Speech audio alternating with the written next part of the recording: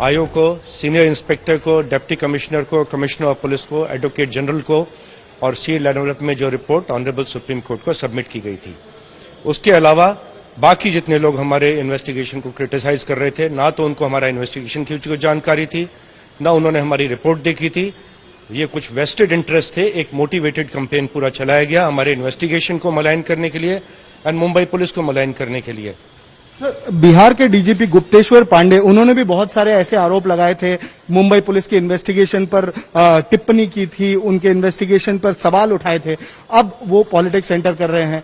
इस बारे में सर आपका क्या कहना है कि गुप्तेश्वर पांडे जो खुद एक पुलिस ऑफिसर थे, वो head of police force in state, but उसके बावजूद वो बहुत सारे आक्षेप उठा रहे थे मुंबई पुलिस के इन्वेस्टिगेशन। देखिए, हमारे जो सबसे बड़ी जो इस देश की कोर्ट है, ऑनरेबल सुप्रीम कोर्ट, वहां हमने अपनी रिपोर्ट सबमिट की थी, प्रोग्रेस रिपोर्ट, जिस पे सुप्रीम कोर्ट ने पूरा समाधान व्यक्त किया था, सेटिस्फेक्शन दिखाई थी।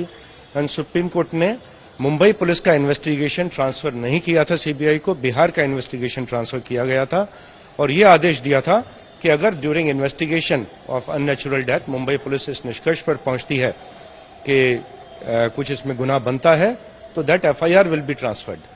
और आगे जाके बांद्रा पुलिस स्टेशन में एक और एफआईआर भी दाखिल हुआ, जहां पे अबेटमेंट ऑफ सुसाइड का एंड इलीगल ड्रग्स वगैरह सप्लाई करने का चार्ज भी कुछ सुशांत सिंह परिवार के सदस्यों के ऊपर लगा।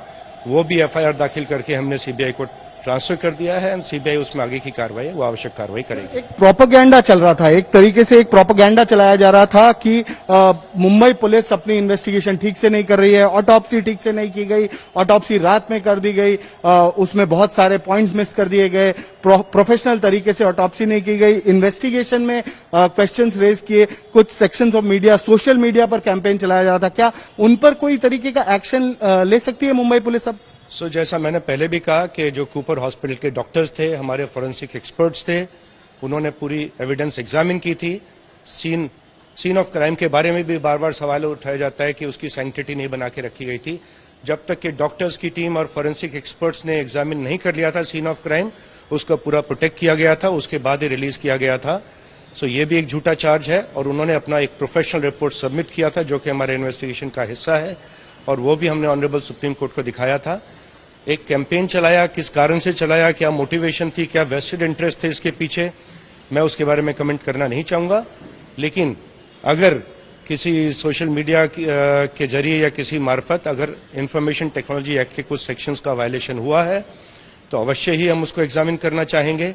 And honourable high court Mumbai में भी एक रिट फाइल की है कुछ रिटायर्ड सीनियर पुलिस ऑफिसर्स ने, वो भी ऑनरेबल हाई कोर्ट सुनने वाली है और उसमें भी कुछ ऐसे चैनल्स का रोल अवश्य एग्जामिन होने वाला है जो कि एक झूठा कैंपेन मुंबई पुलिस के खिलाफ, मुंबई पुलिस को डिस्क्रेडिट करने के लिए, मुंबई की जनता को का जो भरोसा है मुंबई पुलिस को, उसको हिलाने के लिए पूरा एक कैंपेन चला रहे थे। एंड मुझे विश्वास है कि ऑनरेबल हाई कोर्ट उनका रोल भी अवश्य एग्जामिन करेगी इस जुरिस्डिक्शन की हियरिंग के दौरान।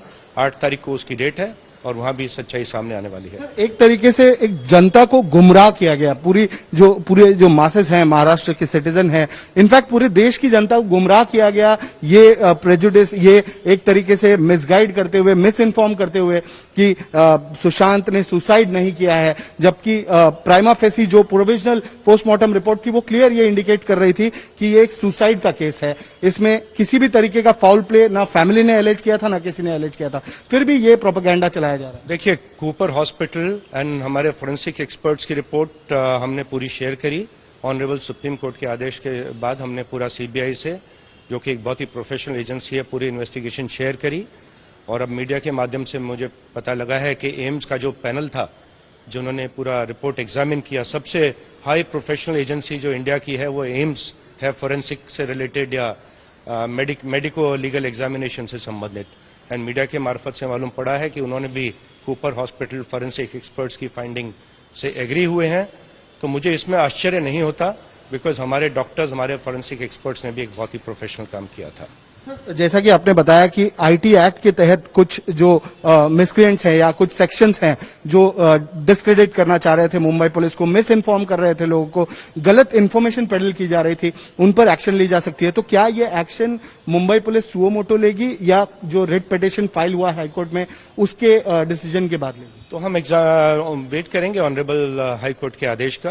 8 तारीख को डेट है, उसमें उसका इंतजार करके फिर आगे का स्टेप्स क्या होंगे उसके बारे में निर्णय लिया जाएगा।